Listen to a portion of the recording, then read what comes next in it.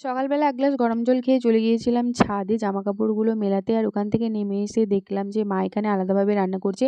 কারণ একাদশীর ব্রতর দিন মা এখানে আলাদাই রান্না করে। সকাল, সকাল পুজো করেও ঠাকুরের কাছে ভোগটা দেখিয়েও দিয়েছিল।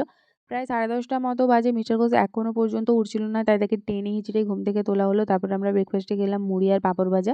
খেয়ে দিয়ে আবার উনি ল্যাদ খাচ্ছিলেন আর ফোনে শুধু রেসিপি স্ক্রল করেই যাচ্ছিল। তারপরে ফাইনালি ডিসাইড করল যে আজকে রান্না করবে খিচুড়ি। আর এখানে খিচুড়ি রান্না করতে গিয়ে রান্নাঘরের অবস্থা, রান্নির অবস্থা দেখে তোমরা বুঝতেই পারছো যে কি রান্না হচ্ছে। বাট হ্যাঁ, রান্না আমাদের ভীষণ ভালো হয়েছিল। খিচুড়ি ভীষণই টেস্টি হয়েছিল। আর আমি এখানে ফাইনালি খিচুড়ির নুন চিনি ঠিক আছে কিনা ওটাই টেস্ট করে একটুখানি বেগুন ভাজা করে দিয়ে চলে গিয়েছিলাম স্নান করতে। স্নান করে এসে দেখি না মিস্টার ঘোষ সবকিছু এখানে সার্ভ করেও দিচ্ছে।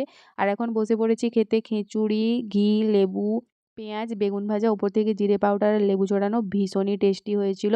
আর সারাদিন এত খাটাখাটনি করে রান্না করলো তাই বেচারাকে একটুখানি খাইয়ে দিয়ে হেল্প করলাম।